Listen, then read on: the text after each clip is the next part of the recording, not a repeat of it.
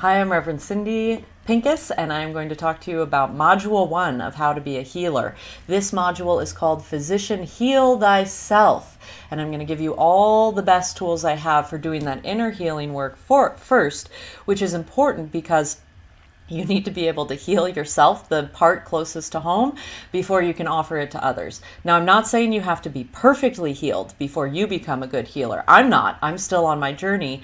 And yet there's things that I needed to take care of within myself first that were really helpful before I offer them to other people.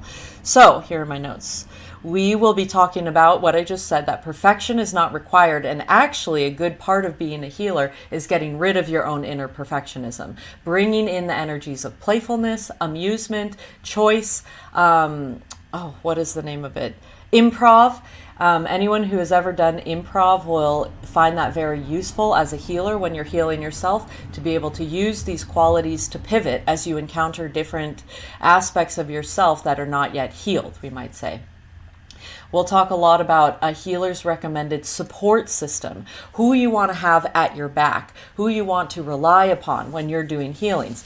This is really important because the healer that's the lone wolf or the cowboy or cowgirl, the healer that goes it alone without the support system at your back, is destined to fail. Again, just speaking from experience, you're going to want to have your teachers, your mentors, your lineage, your connection to earth and sky, and your own healthy body supporting you while you're doing your healing. So we'll talk about that in the course.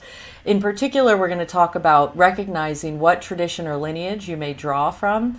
This is really important because a lot of us have a tradition and a lineage that we don't necessarily aren't aware of or lean on. It can be really as simple as like, who was your grandmother? Who were your grandparents? What would they have cooked you for Sunday dinner? And that could give you a lot of information about what lineage you're actually living in, even if you've been disconnected from it by colonial practices present and in the distant past. So we'll talk about that, and we'll talk about learning from lineages in this lifetime, even if it's not your genetic or karmic lineage. But it's important to have a distinguishment and a connection about all of that. We will talk about working with your own human healers, having people who take care of you. It's really important, and a thing that most healers miss is getting themselves taken care of. First and foremost, it's that classic line, put your oxygen mask on first. And then finally, we'll talk about some of the great healing masters on earth who you can work with, masters and healers who may not necessarily be in their body anymore, but who are still available to you today, who you definitely should take advantage of. I rarely do a should, but I will give a should for that one. Okay, that and much more is what we'll cover in Module 1. All the information to sign up is below. I'll see you there.